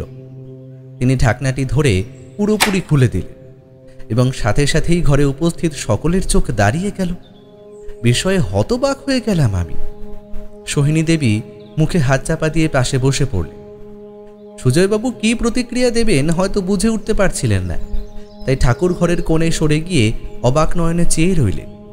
এমনকি প্রলয়বাবুও যেন স্তব্ধ হয়ে গিয়েছেন, অবন্তীদিও চাঞ্চল্যহীন। দিনু ও সুকেশ একবার একে অপরের দিকে আর একবার সিন্দুকের দিকে তাকাচ্ছে। আমিও তাকিয়ে আছি অবাক দৃষ্টে, মুগ্ধ চিত্তে। নিজের দৃষ্টিশক্তি দিয়ে উপভোগ করছি ভগবানের এক পরিপূর্ণ স্বরূপ। সোনার তৈরি মণিমুক্তা খচিত 1.5 ফুট উচ্চতার বিষ্ণুমূর্তি, জাজ্জল্যমান দৃষ্টিতে যেন আমাদের দিকেই চেয়ে আছে সিন্দুক থেকে। রুদ্রদার ঠোঁটের কোণে হাসি, আর মুখ থেকে বেরিয়ে এলো একটাই কথা, যেথায় নাই কোনো আশ সেইখানেই তেনার বাস। তারপর প্রায় ঘণ্টাখানেক কেটে গেল। প্রলয়বাবু, সুজয়বাবু, সোহিনী দেবী রুদ্রদার প্রশংসায় একেবারে পঞ্চমুখ হয়ে উঠেছে। প্রলয়বাবু একটা মোটা খাম রুদ্রদার হাতে ধরিয়ে দিয়ে গেছে, যেটার স্থূলতা দেখে মনে হলো আগামী একটা গোটা বছরও যদি রুদ্রদা নিজের ডিটেকটিভ জীবন থেকে সন্ন্যাস নিয়ে নেয় তাতেও তার কোনো কিছুর অভাব হবে না। ওনাদের বিষ্ণুমূর্তিও যথাস্থানে পুনরায় প্রতিষ্ঠিত হয়েছে। প্রলয়বাবু বললেন, আচ্ছা, আপনি জানলেন কি করে সেটাই সব থেকে আশ্চর্যের বিষয়। আর আমরা তো ভেবেছিলাম মূর্তিটা চুরি গেছে, কিন্তু আপনি বললেন বাবাই নাকি সেই মূর্তিখানা সরিয়েছে। ব্যাপারটা একটু বলুন না। আসলে আপনার বাবার জন্য মূর্তিটা প্রাণের চেয়েও অধিক প্রিয় ছিল, কিন্তু যেহেতু মূর্তিটা চুরির প্রচেষ্টা হয় এবং চোর প্রায় অনেকাংশে সফল হয়েই গিয়েছিল, সেটা দেখে উনি ভাবেন যে এই প্রচেষ্টা আবার হতে পারে এবং মনে করেন যে মূর্তিটা চুরি হয়ে গেছে। এই কথাটা চারিদিকে ছড়িয়ে পড়লে আদতে আপনাদের মূর্তি আপনাদের কাছে সুরক্ষিত থাকতে পারবে, আর উনি হয়তো কারোর উপর ভরসা করতে পারেননি, তাই ওনার অবর্তমানে যদি তা খুঁজতেই হয় তবে তার জন্য বিষয়টি নিয়ে আগাগোড়া তদন্ত হোক, এমনটাই হয়তো ওনার ইচ্ছে ছিল। তাই মূর্তিটা কিভাবে খুঁজে পাওয়া যায় সেটা একটা ধাঁধার মাধ্যমে উনি লিখে রেখে যান। ওনার ঘরখানা তল্লাশি করে আমি সেইটাই খুঁজে পাই। এই বলে রুদ্রদা সেই কাগজের টুকরোটা প্রলয়বাবুকে দেখায়। ধন্য ধন্য আপনার বুদ্ধিমত্তা। আপনি যদি মূর্তিটা খুঁজে না বের করতেন তবে আমাদের কখনোই এটা মাথায়ও আসতো না। আপনি যে কথা দিয়েছিলেন আপনি তা রেখেছেন, আর তার জন্য আমি আপনার কাছে কৃতজ্ঞ। এরই মধ্যে ওনার দুই ভাই বোনও কথোপকথনে যোগ দিল। সুজয়বাবু বললেন, অসংখ্য অসংখ্য ধন্যবাদ রুদ্রবাবু। এখন শুধু একটা কথাই মনে হচ্ছে, প্রথমবার চুরির প্রচেষ্টাটা তাহলে...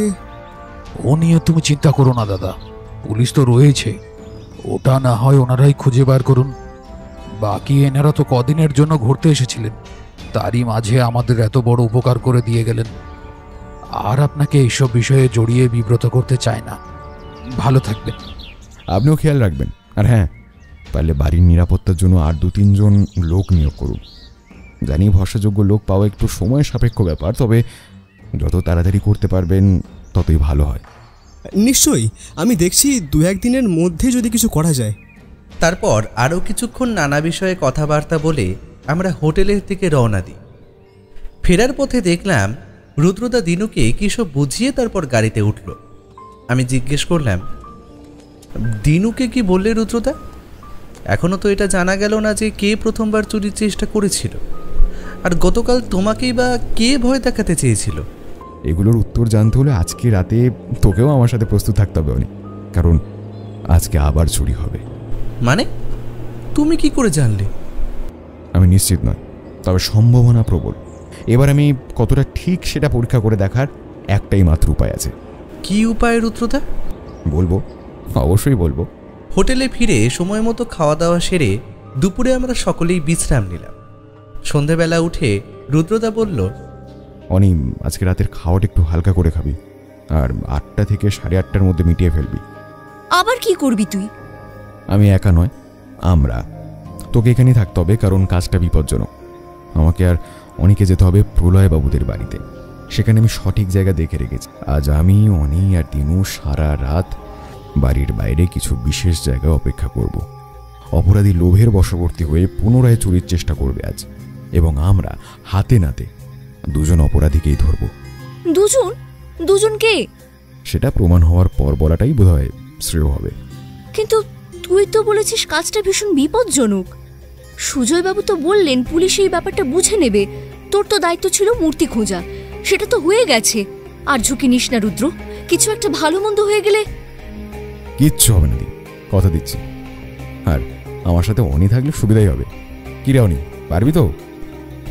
এমন মুহূর্ত খুব কমই আসে, আবার যে আসবে কবে তাও জানি না। আমি এতদিন চেয়ে এসেছি নানা দুর্যোগপূর্ণ কাজে তার সঙ্গ নেব, আর আজ যদি তার মনে হয় আমি তার সহায়তা করতে পারবো, তবে আমাকে যে রাজি হতেই হয়। আমি দৃঢ় স্বরে বললাম, পারবো রুদ্রদা। ব্যাস, তবে আর কি, তৈরি থাকিস, আমি ফিরে আসবো, তারপর একসাথে বেরোবো। বলে সে আবারও বেরিয়ে গেল। অবন্তিদি বলল, খেয়াল রাখিস মানা, তোর কিছু হলে আমি মাসিমণিকে। কথাটা মাঝপথে থামিয়েই আমি তার হাতে হাত রেখে বললাম, খেয়াল রাখবো দি, তুই ভয় পাস না। আমরা তো এর আগেও এমন আরও কত কিছুর সম্মুখীন হয়েছি, এবারেও সব ঠিকই হবে, তুই চিন্তা করিস না।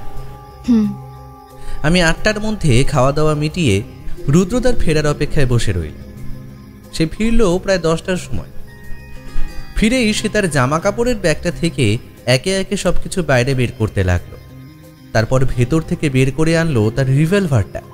তারপর সেটা আমায় দিয়ে বলল, আজ এটা তোকে রাখতেই হবে, আর প্রয়োজনে ব্যবহারও করতে হবে। যদিও তার প্রয়োজন হয়তো পড়বে না, তবুও যুদ্ধে নামলে প্রস্তুতি থাকা তো প্রয়োজন। আমি নিরুত্তর রইলাম।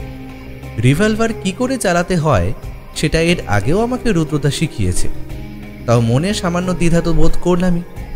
আমি তৈরি হয়েছিলাম। অবন্তিদিকে বিদায় জানিয়ে বেরিয়ে পড়লাম। রুদ্রদা একটা রিক্সা বলে রেখেছিল, আমরা তাতে বসেই আমাদের গন্তব্যস্থলের উদ্দেশ্যে রওনা দিলাম। কিন্তু প্রলয়বাবুদের বাড়ি থেকে বেশ খানিকটা তফাতে আমাদের রিক্সা থেমে গেল। রুদ্রদা রিক্সা থেকে নেমেই একটা অজানা রাস্তায় হাঁটা লাগাল। আমিও সঙ্গ নিলাম। তারপর মূল বাড়ি থেকে একটু দূরে দাঁড়িয়ে রুদ্রদা পকেট থেকে টর্চটা বের করে দুবার জ্বালালো আর নেভালো। বাড়ির গেটের দিক থেকেও সেই একই সংকেত এলো। সেটা দেখে রুদ্রদা আমাকে সঙ্গে নিয়ে বাড়ির পেছনের দিকে ছোট একটা ঝোপে আশ্রয় নিল। তার সঙ্গে আরও একটা ছোট টর্চ ছিল, সেটা আমার হাতে দিয়ে বলল, মন দিয়ে শোন, বাড়ির দুদিক তোর নজরে রয়েছে। যদি কাউকে দেখিস পাঁচিলের কাছাকাছিও আসতে, ওই যে অসত্য গাছটা দেখছিস, টর্চের আলোটা একবার গাছের উপর ফেলেই নিভিয়ে দিস। আমরা চলে আসবো, কেমন? আর সেটার পাশাপাশি এও খেয়াল রাখিস যে অসত্য গাছে আলো পড়ছে কিনা। যদি আমি বা দিনু কাউকে দেখি, আমরাও ওইভাবেই ডাকবো। দিনু সামনের দিকটা দেখছে, আমি ওপাশটায় রয়েছি। উত্তরে আমি শুধু মাথা নাড়, আর নিমেষের মধ্যেই সে বাড়ির অপর প্রান্তে চলে গেল। মনের মধ্যে একটা চাপা উত্তেজনা নিয়ে নিজেকে বোঝালাম, এটা ঘাবড়ে যাওয়ার সময় না হয়, মাথা ঠান্ডা রেখে কাজ করতে হবে। বাড়ির দুদিকের পাঁচিল ও অশ্বত্থ গাছ সবকিছুর উপরেই তীক্ষ্ণ নজর রেখে বসে আছি প্রায় ঘন্টা 3 হবে। এমন সময় বাড়ির উত্তর দিকের রাস্তার ওপারে একটা ছায়ামূর্তি লক্ষ্য করলাম। চাঁদের আলোয় যতটুকু দেখা গেল তাতে তার পুরো শরীরটাই কালো কাপড়ে ঢাকা। সে ধীরে ধীরে বাড়ির পাঁচিলের দিকে এগোতে থাকল। এই তাহলে সেই লোক। আমি তৎক্ষণাৎ টর্চটা বার করেই একবার অশ্বত্থ গাছের উপরে ফেলেই আবার নিভিয়ে দিলাম। কয়েক সেকেন্ডের মধ্যে আমার ডান পাশে একটু তফাতে রুদ্রদাকে দেখতে পেলাম দৌড়ে এদিকেই আসছে। আমার থেকে একটু দূরত্বে এসেই সে হাত নাড়িয়ে জিজ্ঞেস করল। আমি ইঙ্গিতে লোকটার দিকে দেখিয়ে দিলাম।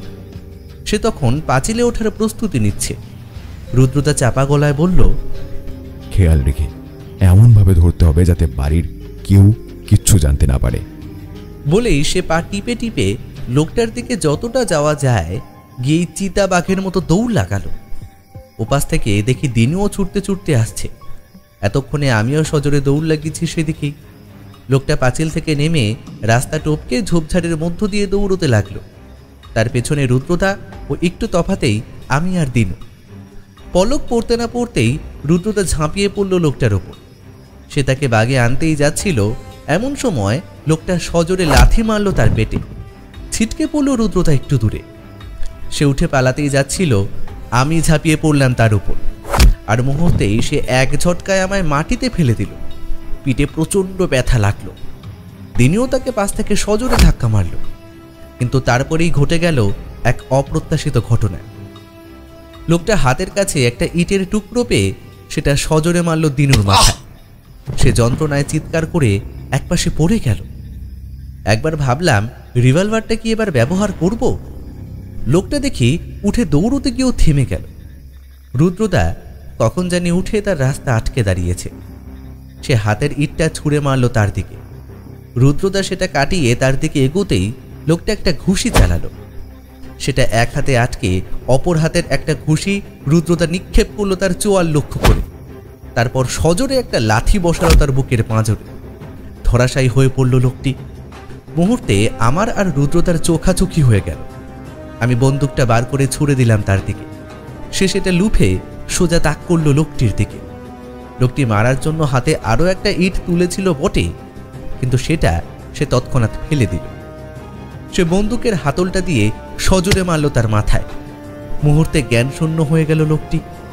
পেছনে ফিরে দেখি দিনুও এসে দাঁড়িয়েছে। তোরা ঠিক আছিস? দিনু, তোমার তো মাথা থেকে রক্ত পড়ছে, তুমি হাঁটতে পারবে? ও ও কিছু না বাবু, একটু লেগেছিল, এখন ঠিক আছে। তুমি তুমি সঙ্গে দড়ি রাখতে বলেছিলে, এ নাও। রুদ্রদা খুব তাড়াতাড়ি লোকটার পোশাকগুলো খুলে নিজে পরে নিল আর নিজের পোশাকগুলো তাকে পরিয়ে দিল। তারপর তাকে পিছমোড়া করে তার হাত ও পা একসাথে বেঁধে দিল। তবে দিনু, পুলিশ রাস্তা থেকে একটু দূরেই অপেক্ষা করছে, তাদেরকে গিয়ে খবর দাও, তারা এসে এগিয়ে নিয়ে যাবে। আর তারপর কি করতে হবে তাদের বলা আছে। তোমার চোটের ব্যাপারেও প্রাথমিক সমাধান ওরাই করে দেবে। অনি, তুই আমার সাথে আয়, কিন্তু একটু দূরে দূরে থাকবি। বলেই সে ওই লোকটার পোশাকেই প্রলয়বাবুদের বাড়ির দিকে হাঁটা লাগে। কি হচ্ছে তা এখনো আমার বোঝার বাইরে। সেখানে পৌঁছে সে দরজার কাছে গিয়ে অতি সূক্ষ্মতার সাথে দুটো টোকা মার, যা একমাত্র নিকটবর্তী কারোর পক্ষেই শুনতে পাওয়া সম্ভব। কিছুক্ষণের মধ্যেই দরজাটা ভিতর থেকে খুলে গেল এবং রুদ্রদা ভিতরে চলে গেলে তা বন্ধও হয়ে গেল। আমি গেটের কাছাকাছি ছিলাম। এরই মধ্যে পুলিশের ভ্যান গেটের সামনে এসে দাঁড়াল। সেখান থেকে একজন নেমে আমায় জিজ্ঞেস করলো, যদি খুব ভুল না করে থাকি তুমি অনি, তাই না? আগে হ্যাঁ। তোমার রুদ্রদা কি ভেতরে গেছেন? হ্যাঁ, এই একটু আগেই। তিনি তৎক্ষণাৎ আরও দুজন সহকর্মীর দিকে ইঙ্গিত করে বললেন, তুমি আর তুমি এসো আমার সঙ্গে। বলেই তিনজনে মিলে দরজার দিকে বন্দুক তাক করে অপেক্ষা করতে লাগলেন। মাত্র 1 মিনিটের ব্যবধানে দরজা খুলে সোহিনী দেবী ও পাশে আগাগোড়া কালো কাপড়ে মোড়া রুদ্রদা হাতে বিষ্ণুমূর্তি নিয়ে বেরিয়ে এলো। কেউ একটুও নড়বে না, হ্যান্ডস আপ। সোহিনী দেবী ভূত দেখার মতো করে চমকে উঠলেন, আর আমি এখনও সব গুলিয়ে যাওয়া হিসেবগুলোর মেলানোর চেষ্টা করছি। সোহিনী অধিকারী চোরা কারবারিদের সাথে হাত মিলিয়ে বিষ্ণুমূর্তি পাচারে চক্রান্ত করার অপরাধে আপনাকে গ্রেপ্তার করা হচ্ছে। চিৎকারে চেঁচামেচিতে প্রলয়বাবু ও সুজয়বাবু উঠে পড়ল। বাড়ির বাইরে এসে প্রলয়বাবু উত্তেজিত হয়ে বললেন, এইসব কি হচ্ছেটা কি? রুদ্রদা তার মুখের কালো কাপড়ের আস্তরণটা পুরোপুরি খুলে ফেলল। তা দেখে সকলেই হতবাক। সোহিনী দেবী দ্রুততার সাথে অফিসার বোসের সহকর্মীর হাত থেকে বন্দুকটি ছিনিয়ে নিয়ে তাক করলেন রুদ্রদার দিকে। তার দু চোখ প্লাবিত হয়ে জল গড়িয়ে পড়তে থাকে। দাঁতে দাঁত চেপে তিনি বলে ওঠেন, আপনি সবটা শেষ করে দিলেন। কি দরকার ছিল আপনার? যে কাজে এসেছিলেন সেটা মিটিয়ে চুপচাপ চলে যেতে পারতেন, কিন্তু না, আপনি আমার জীবনটা শেষ করে দিলেন। কি ভাবেনটা কি আপনি নিজেকে? আপনি মহান কেউ। সোহিনী দেবী, আইন আমি তৈরি করি না। কোনটা ন্যায়, কোনটা অন্যায়, কোনটা ঠিক, কোনটা ভুল, সেই বিচারও আমি দিই না। কিন্তু যেটা সত্যি একদিন সবার সামনে সেটাকে আসতেই হয়। আর আজ আপনি যদি অপরাধের বোঝাটা না বয়ে বেড়াতেন, জীবনে সব থেকেও যদি এতটা স্বার্থপর না হয়ে উঠতেন, তবে আপনার এই ক্ষোভ, বিদ্বেষ, ঘৃণা কোনো কিছুই আর আসতো না। অফিসার বোস সোহিনী দেবীর হাত থেকে নিরাপদেই বন্দুকটি সরাতে পেরেছেন।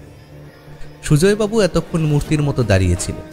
তিনি এবারে বললেন, কি ঠিক কি করেছে আমার বোন? আর আপনি বা বিষ্ণুমূর্তি নিয়ে দাঁড়িয়ে কেন? রুদ্রদা বলতে শুরু করে, এটা বলতে গেলে প্রথম থেকে শুরু করতে হয়। আসলে চুরির প্রচেষ্টার ব্যাপারে শুনেই আমার সন্দেহ হয়েছিল যে চোর বাড়িতে ঢুকলো কোথা দিয়ে। নিচের ও ছাদের সমস্ত ঢোকা বেরোনোর পথ তো বন্ধই ছিল, আর দিনু ও দুজন পুলিশের পাহারা দেওয়ার পরেও মূর্তি চুরি হলো কি করে। তাই আমার অনুসন্ধান চলতে থাকে দুটো ধাপে। প্রথম ধাপ ছিল মূর্তিটা খোঁজা। প্রথম দিনই আমি যখন জানতে পারি প্রশান্তবাবু চান নামে মূর্তিটা খুঁজি, আমার তখন একটা খটকা লাগে। সেদিন রাতে আমি দিনু ও পুলিশ পাহারা দিচ্ছে এটা মাথায় রেখে এই বাড়িতে ঢোকার চেষ্টা করি, ঠিক কোনো চোরের মতন করি। কিন্তু বাস্তবিক উপায়ে সব রকম পন্থা লাগেও আমি বুঝি সেটা কোনো রকমের সম্ভব নয়। পরদিন সকালে যখন প্রশান্তবাবুর মারা যাবার খবরটা পাই, তখন ওনার ঘর থেকে আমি একটা চিরকুট উদ্ধার করি। বাকিটা আপনারা জানেন। কিন্তু আমার বোন কি করে এসবের মধ্যে এলো? হ্যাঁ, এখানেই চলে আসে আমার অনুসন্ধানের দ্বিতীয় পর্ব। প্রথম দিন বাড়িতে কোনো পুলিশের পাহারা ছিল না। গেটে ছিল দিনু। ধরে নিলাম চোর অতি দক্ষতার সাথে পিছনের পাঁচিল দিয়ে উঠে বাড়ির চৌহদ্দিতে প্রবেশ করেছে। তো সে বাড়িতে ঢুকবে কোথা দিয়ে? প্রলয়বাবুর কথা অনুযায়ী সে পালানোর সময় ছাদের দরজা ভেঙেছিল, কিন্তু ঘরের অন্য কোনো প্রবেশপথ ভাঙা বা অস্বাভাবিক ছিল না। এমনকি মূল দরজাও ভিতর থেকে বন্ধ ছিল। তাই ভিতর থেকে দরজা খুলে না দিলে ঢোকা অসম্ভব। সেদিন বাড়িতে প্রশান্তবাবু ছাড়া ছিলেন প্রলয়বাবু ও সোহিনী দেবী। দুজনের মধ্যে একজনকে তো এর সাথে যুক্ত থাকতেই হতো, কিন্তু হতে পারে কারোর দেওয়া কোনো হুমকির ভয় সেটা করছে। তা সন্ধ্যের তালিকায় হরিহরবাবু, সঞ্জয় লীলাপ্রভু ও স্বপনবাবু তখন ছিলেন। আমি বোসবাবুকে আলাদা করে এই তিনজন ব্যক্তির গতিবিধির ওপরও নজর রাখতে বলি। এরই মাঝে গতকাল অর্থাৎ শনিবার দুপুরে আমি জানতে পারি সঞ্জয় লীলাপ্রভু কলকাতায় যাচ্ছেন নাম সংকীর্তন করতে, এবং ওনার দলের সাথে যোগ দিচ্ছেন সোহিনী দেবী। আসলে প্রতি শনিবারই ওনার সাথে কলকাতায় গিয়ে এই নাম সংকীর্তনে যোগ দিয়ে থাকেন সোহিনী দেবী, কিন্তু এবারে বিষয়টা একটু অদ্ভুত লাগে, কারণ সেই দিনই প্রশান্তবাবু মারা গেলেন। তাই ওই দিন দুপুরবেলায় সঞ্জলীলা প্রভুর সাথে আমি দেখা করতে যাই এবং জানতে পারি যে সোহিনী দেবী প্রতি শনিবারই ওনাদের সাথে যান, কিন্তু মাঝে একটা দীর্ঘ সময় ওনাদের সাথে থাকেন না। উনি সাধারণত রাতে ফিরে নাম সংকীর্তনে যোগ দেন, আর এটা উনি বিগত বেশ কিছু বছর ধরেই করে আসছেন। তাই উনি ওই মাঝের সময়টা কি করেন, তাও ওনার বাবার মৃত্যু পরবর্তী সময় সেটা দেখার জন্যই আমি আমার কলকাতা পুলিশের বহুদিনের পরিচিত বন্ধু শান্তনুবাবুকে টেলিফোন করি। সোহিনী দেবীর বর্ণনা দিয়ে জানাই উনি সাদা রঙের হিন্দুস্তান অ্যাম্বাসেডার গাড়িতে যাচ্ছেন, যার নাম্বার 6435, এবং ওনাকে সোহিনী দেবীর উপর নজর রাখতে বলি। উনি ওনার কাজ অত্যন্ত নিপুণতার সাথেই সম্পন্ন করেন। উনি আমায় জানান সোহিনী দেবী বিকেলের সময়টা কলকাতার রয়্যাল ক্যালকাটা টার্ফ ক্লাবে অতিবাহিত করেন। সেখানে উনি এমন কিছু ব্যক্তিদের সাথে সময় কাটান যারা বেআইনিভাবে ঘোড়ার রেসের ওপর লক্ষ লক্ষ, এমনকি কোটি কোটি টাকার জুয়া খেলেন। তাদের অনেকেরই চোরা কারবারি। পুলিশ তাদের ওপর নজর রাখে হাজতে পাঠানোর মতো একটা সঠিক প্রমাণের অপেক্ষায়। এমনকি পুলিশের একজন কর্মচারী সাধারণ মানুষের পোশাকে কাছ থেকে দাঁড়িয়ে সোহিনী দেবীর সাথে অমনি একজন ব্যক্তির বাক বিতণ্ডাও হতে দেখে, যাকে সোহিনী দেবী অনেক অনুরোধ করে বোঝান যে উনি যে করেই হোক সম্পূর্ণ টাকাটা জোগাড় করে দেবেন। এই খবরটা পাওয়ার সাথে সাথে আমার সন্দেহের তালিকা থেকে বাকি সমস্ত ব্যক্তির নাম মুছে যায়। রবিবার সকালের মধ্যে সোহিনী দেবী ফিরে আসেন। আমি মূর্তিটা খুঁজে বার করি, ওনার সামনে প্রলয়বাবুকে বলি যাতে উনি ঘরের পাহারায় আরও কড়াকড়ি করেন, যা উনি 2-1 দিনের মধ্যে করে ফেলবেন এমনটাই জানান। তাই চুরি যদি করতে হয় তার জন্য আজই সঠিক দিন। সোহিনী দেবী ভেবেছিলেন চুরিটা একজন অপরিচিত ব্যক্তি করলে আর কাজটা সফলভাবে হলে সন্ধ্যের আঙুল কখনোই ওনার দিকে ঘুরবে না। কিন্তু প্রথম দিন ওই তো আমাকে জানায়। কারণ উনি জানতেন আপনার রাতে না ঘুমাতে পারার অভ্যাসের কারণে ওদিকেই যাচ্ছেন আপনি, তাই ওই সময় ওটাই একমাত্র উপায় বলে ওনার মনে হয়েছে। কিন্তু আমি নিশ্চিত ছিলাম যে উনি চোরকে দরজা খুলে দিয়েছিলেন। তাই আজ আসল চোরকে ধরে তারই পোশাক পরে আমি সোহিনী দেবীকে হাতে নাতে ধরার জন্য আপনাদের বাড়িতে ঢুকি এবং বিষ্ণু মূর্তিটি নিয়ে বাইরে অবধি আসি। আসলে সোহিনী দেবী আমাকে ওনার লোক ভেবে এগিয়ে দিতে ও দেখে নিতে এসেছিলেন যে আমি কোনোভাবে কারোর নজরে পড়ছি না তো। আর তোমার উপর হামলাটা? শনিবার রাতে সোহিনী দেবীর লোক অন্ধকার রাস্তায় আমার উপর পিছন থেকে চড়াও হয়, কিন্তু আমি বুঝে যাই তার উদ্দেশ্য আমার অনিষ্ট করা নয়, আমাকে নিতান্ত একটু ভয় দেখানো। কারণ সোহিনী দেবী ভেবেছিলেন এর ফলে আমি আরও দ্রুত মূর্তিটা খুঁজে বার করতে চাইব। প্রলয় ও সুজয়বাবু দুজনের চোখেই জল। প্রলয়বাবু মৃদুস্বরে প্রশ্ন করলেন, কিরে বোন, এত কিছু হয়ে গেছে? এইসব ঘটনা সত্যি? সোহিনী দেবীর কাছ থেকে কোনো উত্তর আসে না। তিনি মাথা নিচু করে একইভাবে দাঁড়িয়ে রয়েছেন। তার চোখ দিয়ে ফোঁটা ফোঁটা জল গড়িয়ে পড়ছে। অফিসার বোস এগিয়ে এসে বললেন, অসংখ্য ধন্যবাদ রুদ্রবাবু আমাদের তদন্তে এতটা সাহায্য করার জন্য। আপনার মতো মানুষ যতদিন আছে ততদিন দেশে অপরাধ ও অন্যায়ের উপর সততা ও সত্যের জয় সর্বদাই হবে।